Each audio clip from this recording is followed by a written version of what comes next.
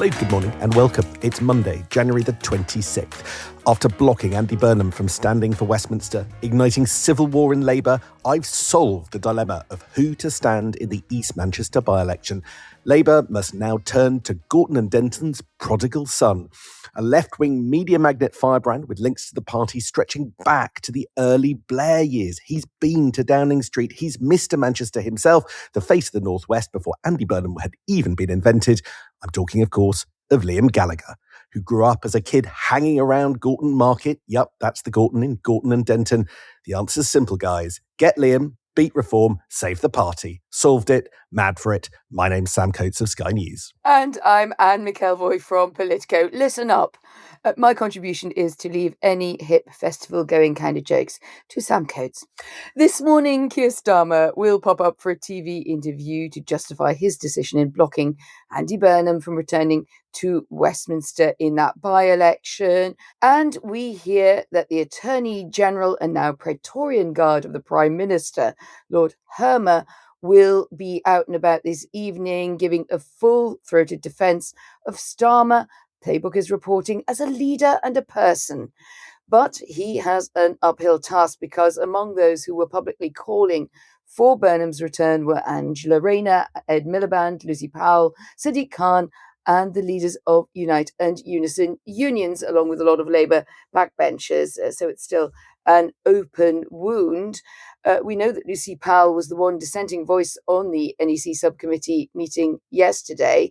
There's a lot of scar tissue to deal with here. Keir Starmer loyalists telling us last night it was the right decision.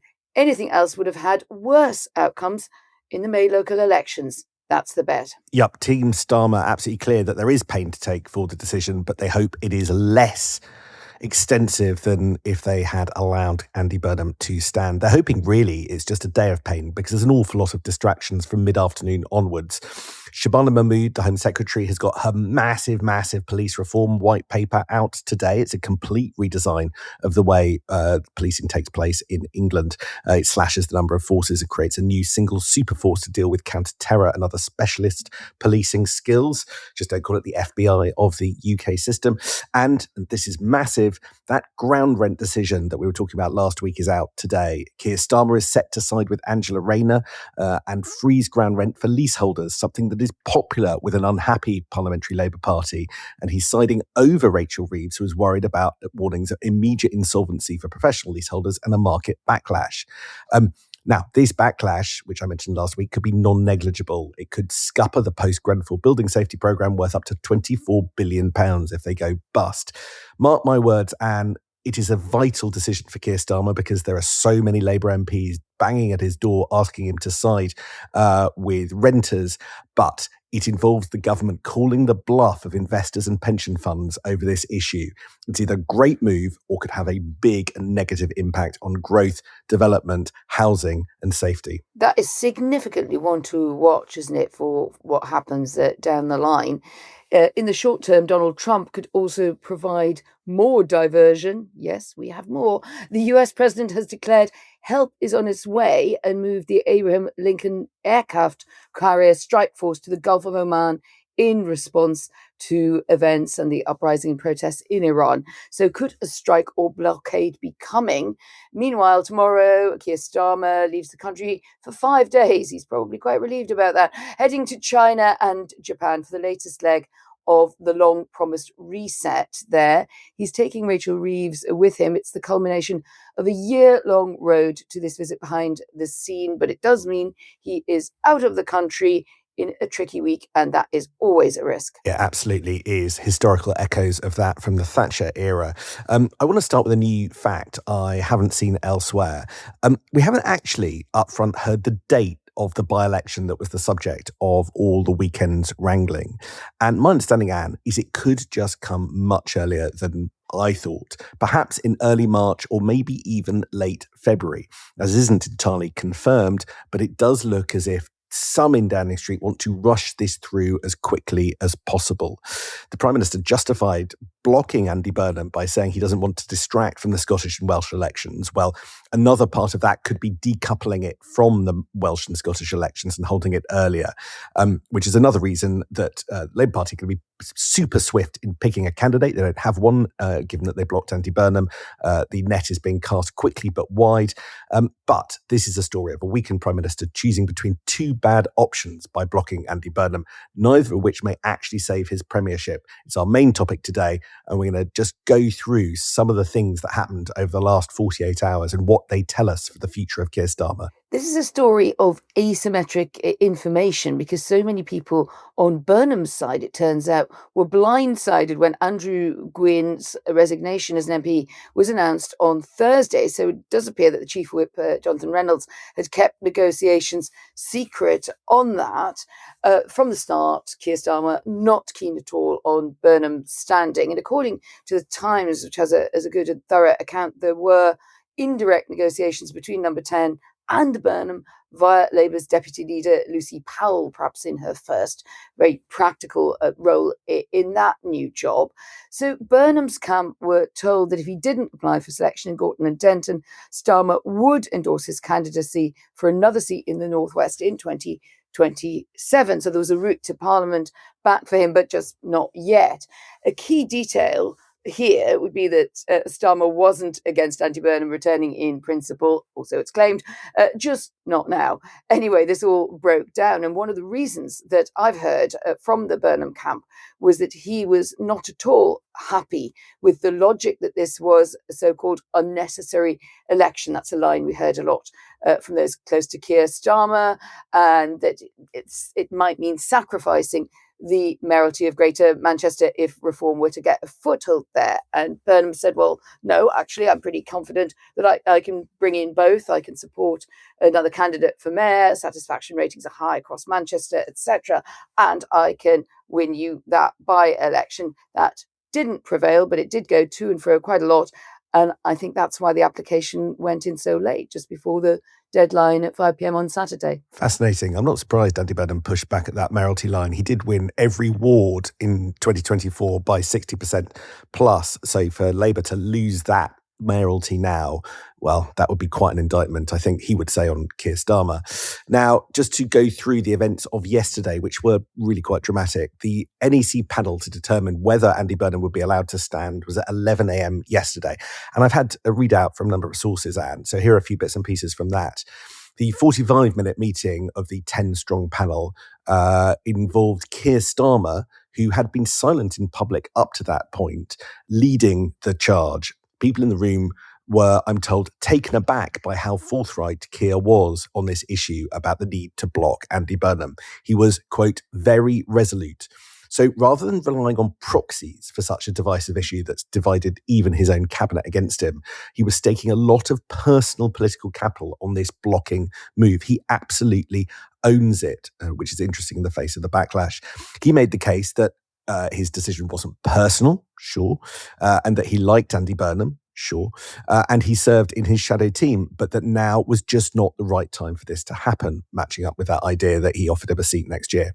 He said Burnham had promised to swerve to serve another full term just 2 years ago. He didn't want leadership psychodrama of the last 48 hours continuing and infecting the May elections, and couldn't justify the vast sums of taxpayer money on an unnecessary mayoral race. The two most interesting people in the room, apart from Keir, were Lucy Powell and Shabana Mahmood. One person felt that Lucy seemed to be making her case against the Prime Minister somewhat reluctantly, given the force of the Prime Minister's intervention before her.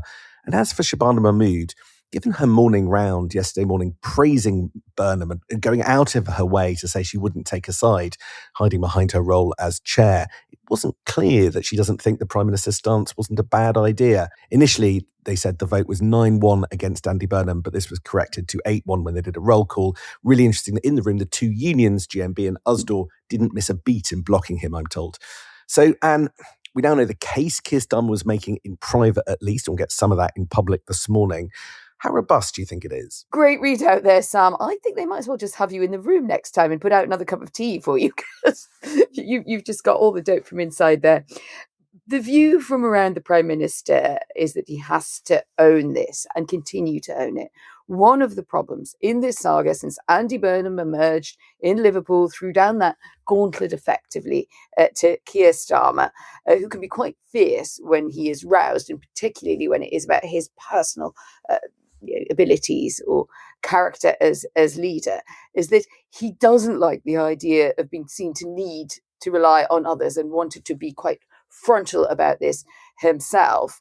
And the problem that it leaves, there is a tension between this kind of rulebook control and saying that Labour is the party of ambition and drive. I mean, we've seen Keir Starmer slap down or have slapped down Wes Streeting. Now it's happening again to Andy Burnham. You can argue they have different political positions. They pose different kinds of threats. But this is not just about one wing of opinion that is finding this approach irksome. And so there's no doubting to my mind that there is a real backlash, and Andy Burnham's more in sorrow message, pledging loyalty, will fuel that. But it didn't take long for Burnham himself for his ex-posts to end up being quite antagonistic to the process that he'd been through, and also to suggest that the acid test is what happens in this by-election, which you suggest, Sam, could come sooner rather than later. So if that goes the wrong way, I think this is all going to break out again. There's a letter going around MPs asking the NEC to rethink the decision. That will no doubt fail, but it'd be interesting to see how many signatories that gets and how close to the magic 80 that would be needed for any future challenge to the Prime Minister. Lucy Powell in an interesting position, as you say. I think she was quite sotto voce in that meeting, because I think she also knows she needs to keep her powder dried for future dealings with Keir Starmer. Clearly she wanted to be supportive to Andy Burnham, but she doesn't want to burn all bridges over this one particular spat. Yeah, there's no doubt that there is a backlash now, but in order to dissect it, we need to work out whether it's a critical change to the conversation or whether it's more grumbling as normal. The first thing I'd say is, just looking around this morning, it's not yet clear that there is sufficient anger on a scale to force Number 10 to rethink. I think that they would all but never do that and reconsider Andy Burnham standing for this seat. And certainly we're not talking about a mass phalanx of cabinet ministers going to the Prime Minister to demand a rethink. So that doesn't feel like it would happen, even though there are some that are unhappy with what's going on. But a lot of MPs were in my phone yesterday, and you get very struck by the rage. This is one of those issues, not policy, interestingly, but this is an issue that is radicalising MPs, and not just left-wing ones, but the soft left too, which is obviously far more dangerous. So I do think there's a risk of permanent scarring. So let's see where those big gangs of MPs, that's Tribune, Mainstream, and the left, all go, and whether they come out as blocks en masse, which could take you over that magic 80 symbolic number that eventually would be needed by a challenger if there's to be somebody going against Keir Starmer. Some have gone on the record, Anne, and it's the names here that I'm very struck by. Take this one. Not a household name, maybe not even known to many listeners, should be though, Annalise Midgley. Right, she's an MP that actually worked for Keir Starmer and the party in opposition, is part of the 2024 new intake, incredibly well connected with the unions, and made the troubled Hillsborough law her specialist subject. So if alarm bells aren't ringing about people like her, then they should be. And she's not holding back, calling it a huge mistake on social media. So she's an opponent and a half to pick, a proper organiser in Labour circles. Then there's Conor Naismith, a new intake Crew MP, who's just simply said on social media it was wrong. Off the record, new MPs are saying things to me like, I can't put into words how furious I am about this. A line's been crossed, and they're now sure that Keir Starmer will be gone in 6 months, probably replaced by Wes Streeting. As for the arguments put up yesterday by Keir Starmer in private and today likely in public, well, MPs were tearing into the reasoning. If Keir Starmer's government can't withstand psychodrama, well, that's the fault of a government not robust enough to withstand psychodrama. And if the plan is to block Andy Burnham because they might lose the mayoralty, well, given how well they did last time, that is a disastrous situation to be in, and a huge problem which itself would need addressing. Wow. Yeah, I always feel when I hear the word psychodrama, it's probably not a tag. Shabama Mahmood used it first, and she publicly, probably not a tag that you want to apply to your own government, but there you go, probably accurate in this case. And the big question, do they win that by-election? Andrew Gwynn had a 13,000 majority in 2024, on about 18,500, Reform second, trailing on 5,000, but no one really doubts that there's been a big push and a surge there. And the Greens, of course, also just behind Reform at the last outing. But they do seem to be polling very strongly. They may well go for a local candidate, but with big presence from Zach Polanski. So you could see that left vote splitting there in a big test. We've been talking about the big tent that Labour and Starmerism wants to build to the left of centre, but this is where it all push comes to shove. They're competing against the Greens, and at the moment they're not making many indents there. Yeah, I was speaking to one Labour figure who knows the Gorton area well. They were up there for Afzal Khan's by-election a few years ago. And it was a slightly different seat then, but nevertheless broadly similar challenges. And their view is that a Gaza-focused candidate could still do very well. It might not be in the headlines just at the moment, but that issue still resonates on the ground, particularly with that population. And look, it's just going to be one of those 35% by-elections, by which I mean, all the parties vote splintering. So if the Greens get their skates on, if your party puts somebody up, or there's an independent Gaza party, then the left vote risks being just torn apart. And could the right vote actually solidify around reform? You had David Bull making clear his party's got their eye on that seat last night. So that, I think, is the danger. Definitely Labour should want this over with. It's just becoming a talking point that's hard to shift. Really interesting point you made earlier. Does it also facilitate a path for Wes Streeting? If Andy Burnham's too hot to handle and too far to the left, etc., well, does that also coagulate more support around Streeting as an alternative? So one bigger picture point that occurred to me, and I just had a musing about yesterday when I was writing, is it's actually more normal for parties in power, Sam, to have people who want to lead them, who don't see completely eye to eye with the leader of the day, but who play a big role, whether it's Michael Heseltine, Ken Clarke under Margaret Thatcher, Gordon Brown in the era that we both remember well under Tony Blair. So there is this bigger question about whether Labour under Starmer has just become over defensive, when actually it's just kind of okay, and it's part of the warp and weft to have people who have a future ambition in your party. Or do you think I'm just seeing that a bit wrong? I mean, I agree with you that it's fine to have ambitious people in political parties, and it's been ever thus.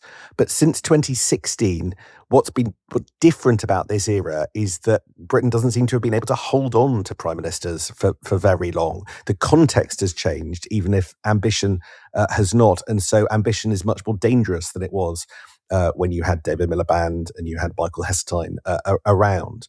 And the bottom line is that there is a very real discussion going on inside the Labour Party and Labour circles about, getting rid of Keir Starmer, particularly if the party's fourth in Wales and third in Scotland and loses all but 3 councillors in places like Sunderland, which I was told yesterday is currently seen as a real possibility in the party, which is incredible. But now, given the leadership has decoupled the Gorton by-election, there are 2 trigger points, not one, for some kind of uprising.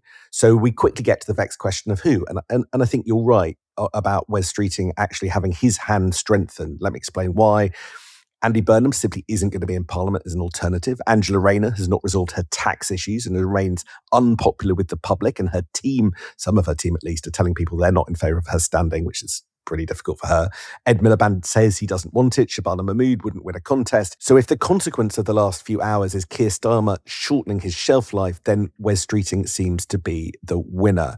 The big question that's actually being asked in Labour circles at the moment, however, is could they avoid a contest? Can they make it just a coronation? Because any contest will be so messy. I don't know how they do that. It seems hard to me, but that is the conversation. And can Wes Streeting win the soft left to do that? Those are the things that are being attempted to be resolved behind the scenes in Labour. What's your gut on those 2 things? Well, on Streeting, your last point, I think you can definitely see him reaching out across the aisle leftwards on a number of issues. It started, in fairness, also because of his awareness in his own seat, but with his view and a much more muscular take on Gaza to a lot of people in the cabinet at the time. But I think we've seen it on all sorts of issues, and he's trying to get away from that, being badged as the grandson of Tony Blair ideologically. So absolutely, I could see him attempting that, whether or not it works out. The only sentence that you said that I thought, I don't really believe that, not because you said it, because I just don't think it's quite as played at the moment, is Ed Miliband says he doesn't want it. Everything that Ed Miliband does at the moment seems to suggest that he might indeed want it, including backing Andy Burnham for the run in Gorton. And it's just really interesting that at every point that I've seen Ed Miliband be able to take a slightly different position to Keir Starmer, and also everything that's going on in the geopolitics plays into that. I think Ed Miliband probably does still see a chance. So, is it a tie-up between Ed Miliband and Wes Streeting? Or as you say, does it mean that you can't have a coronation? Because if there is no more Keir Starmer, here's my bet, is some people are going to want it. I hear what you say about Ed Miliband, but the public rejected him in 2015. I think it's very hard. They were quite decisive in that 2015 vote. So I think it's hard for a party to come back and say, voters, you were wrong. But let's see how it all plays out. I know exactly what you mean. Listen, we've bust over our time limit. We've got lots to tell you about, not least on things like the Chagos Islands, which all seems to be unwinding right now. But given Keir Starmer's heading to China, which is linked tomorrow, we'll bring it to you then. It's going to be a dramatic day. Let's see the reaction amongst Labour MPs. I will see you then. See you then. I think we've both got things in our notebook and our bulging notebooks about Chagos. So if that's your area of interest, we'll be back with a bit more on that tomorrow.